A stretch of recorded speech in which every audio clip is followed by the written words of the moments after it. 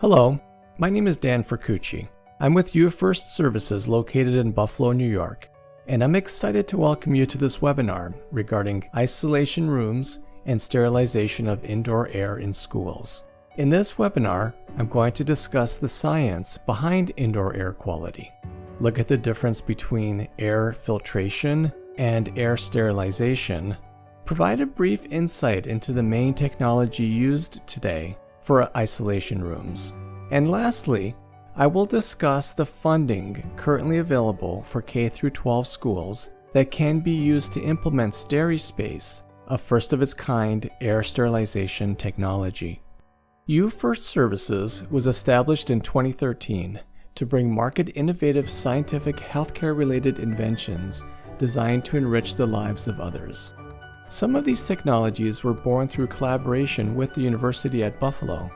There are three key areas of focus at UFirst Services: disinfection and sterilization, infectious disease control, and oral health care. In this webinar, I'm going to emphasize on disinfection and sterilization.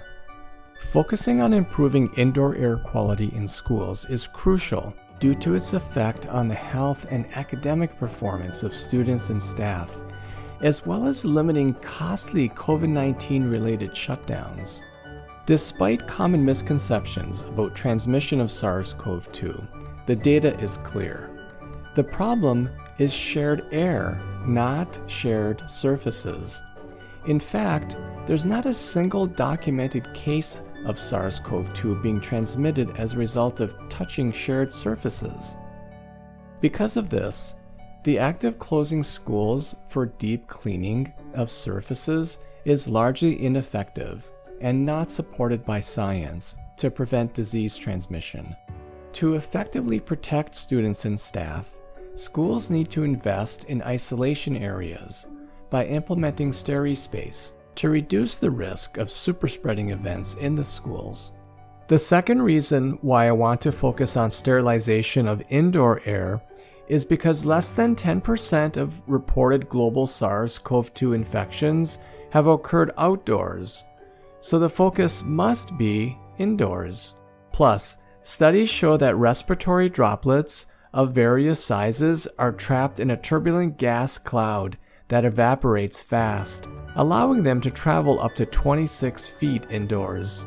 Drops fall continuously, depending on weight and other factors, and the most visible drops fall within 6 feet. We know with certainty that the COVID-19 virus can indeed be spread throughout a facility via the central ventilation system. SARS-CoV-2 has been identified in air filters and building ducts in hospitals with COVID-19 patients.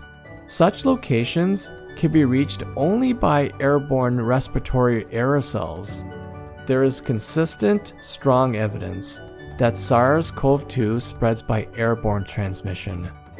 Although other routes can contribute, we believe that the indoor airborne route is likely to be predominant. The public health community must act accordingly and without further delay.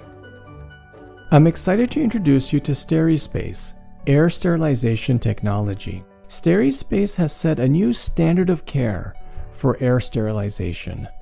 In fact, the term air sterilization never existed up until now because it was not technically possible to sterilize air prior to SteriSpace. SteriSpace uses patented compressive heating of air to inactivate biological contaminants, including viruses, bacteria, and hardy spores. The temperature of the compressed air reaches up to 464 degrees Fahrenheit, and of course, all pathogens are completely rendered inactive at this temperature. The sterilized air is then cooled to 100 degrees as it passes through a high-efficiency heat exchanger.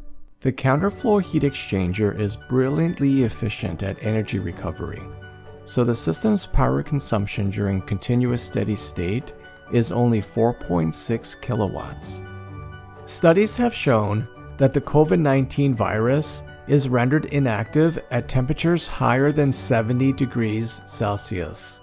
So SteriSpace, operating at 240 degrees Celsius, a temperature that is 3 times higher, with proven destruction of even the most thermally resistant bacterial spores, is able to achieve thermal inactivation of various viral species. FDA released guidance on the resistance of microorganisms and noted how highly susceptible the COVID-19 virus is to inactivation. The challenge with COVID-19 is not the ability to kill it, rather the high transmission rate, especially in confined indoor spaces. Schools across the United States have adopted various strategies to limit the risk of COVID-19 transmission and reduce disruptions to in-person learning. School reopening guidelines do not provide an adequate strategy for isolation rooms. The guidelines instead focus on using PPE and cleaning and disinfecting shared surfaces. But as I mentioned, the problem is shared air, not shared surfaces. It is essential that schools remain open to in-person learning. In-person school is proven to have psychosocial and health benefits beyond educational enrichment for many children, particularly those who depend on school-based services for physical, nutritional, and mental health support. In schools, SteriSpace can be configured to create negative pressure rooms to isolate students, faculty, and staff with a known infection.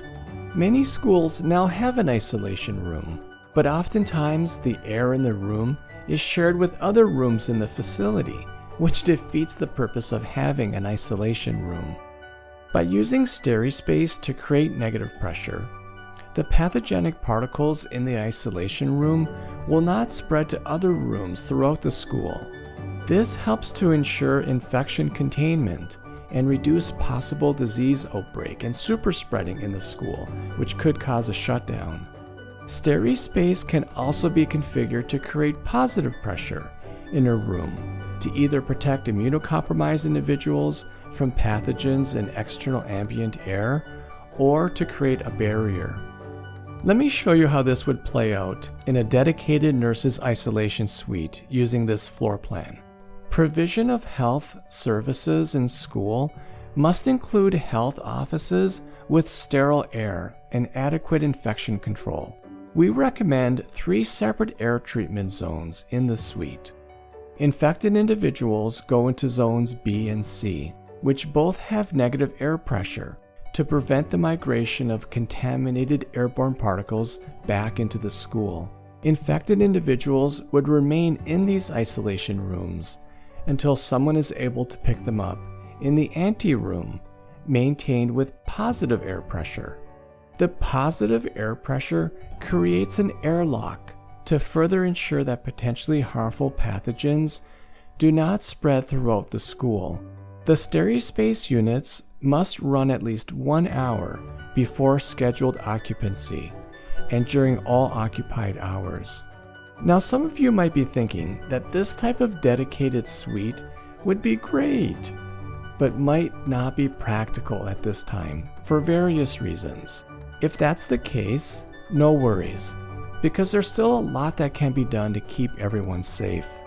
The school may currently have a room that is being used as a wellness room or nurse's station, where 6 students and staff are temporarily housed until someone can pick them up. You will want to make sure that the air in this room is sterile and has negative pressure, especially if the room is in the main office or middle of the school. The negative pressure ensures that the expired air of the infected person is exhausted directly to be sterilized instead of being recirculated to other areas of the school. SteriSpace can be installed as a standalone unit on the exterior ground to treat the air in a room, as illustrated on the left, or can be integrated with an existing HVAC system on the rooftop. If a facility does not have an HVAC system, but rather has a boiler system, or unit ventilators, or some other system, the SteriSpace technology can still be integrated into the facility as essentially the primary air handling system. SteriSpace does not trap the pathogens, but rather kills them using patented compressive heating technology. This technology has been tested and validated extensively through funding by the U.S. Department of Defense and has repeatedly demonstrated an effective kill rate of 99.9999, achieving a sterility assurance level of 6 log reduction. Anything less than 6 log kill is not considered sterilization. Some of this testing was done in collaboration with the U.S. Army Corps of Engineers at Research Triangle Institute, and the kill rate achieved there in a single pass was a staggering 99.99999, otherwise referred to as a 7 log kill, which is completely unheard of. Please contact us if you want the abstract for any of these studies. SteriSpace is the only air sterilization technology of its kind available today. It is scalable in size and can achieve airflow rates varying between 250 to 5,000 cubic feet per minute. The compressed air is treated uniformly in a single pass, so there is no untreated air or leaks. By adding a chemical catalyst, the system can also eliminate select exhaust pollutants, VOCs, and common industrial chemicals.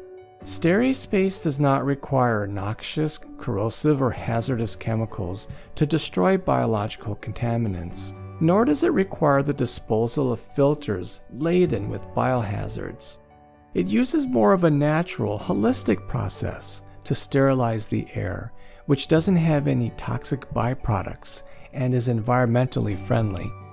Today, HEPA filtration is considered the gold standard for air treatment.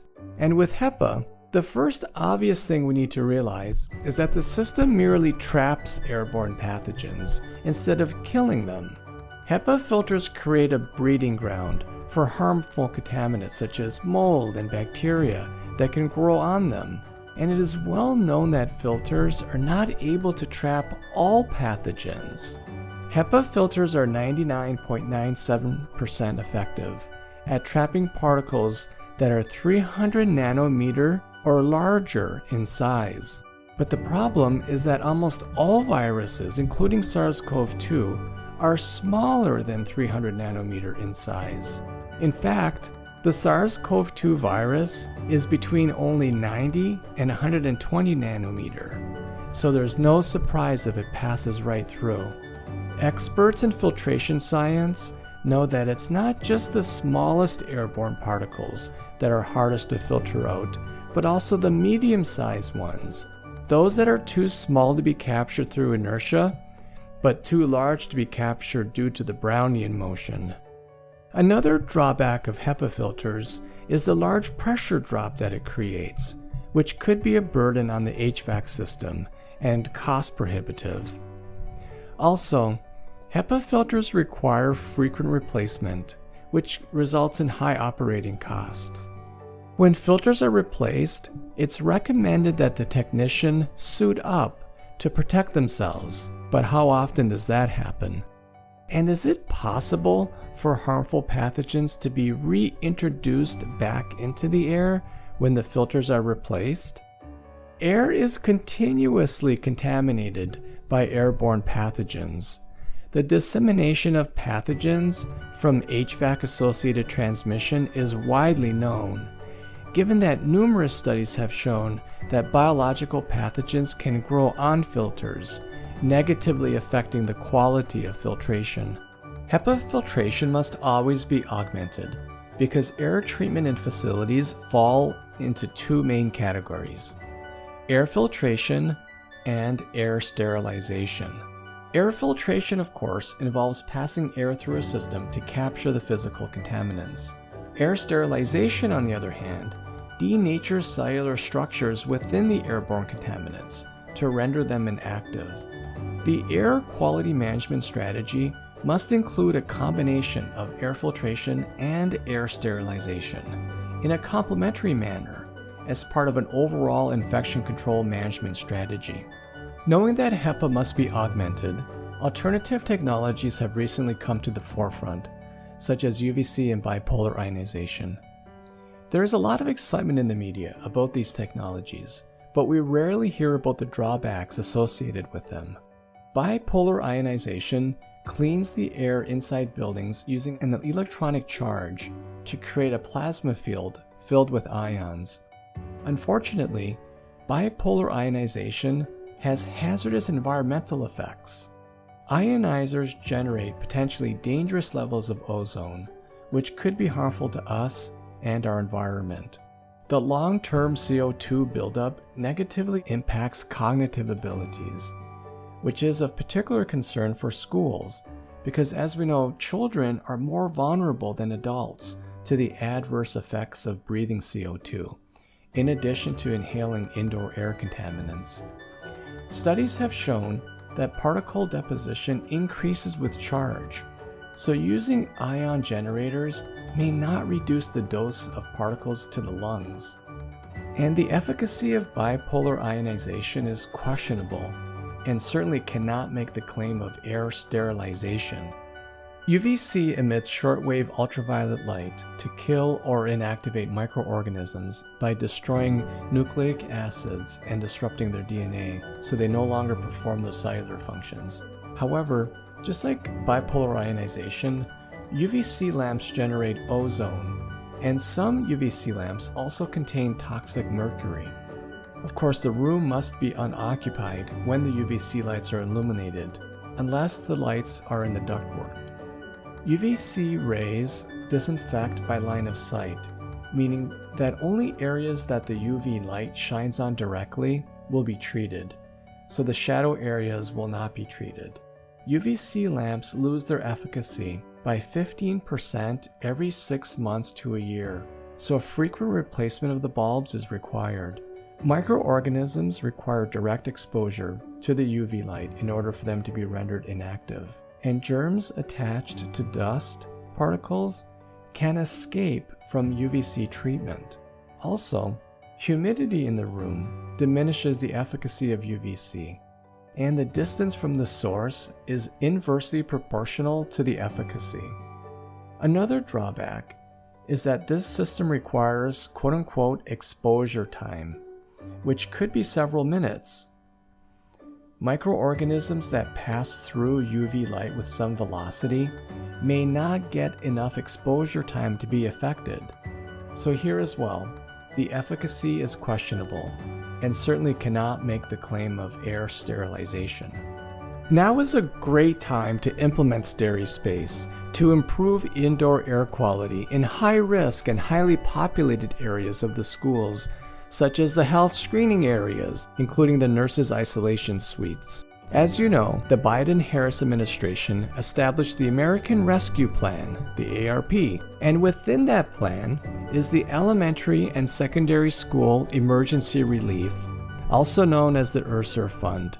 This provides $122 billion in relief for pre-K through 12 schools, including projects to improve air quality in these facilities.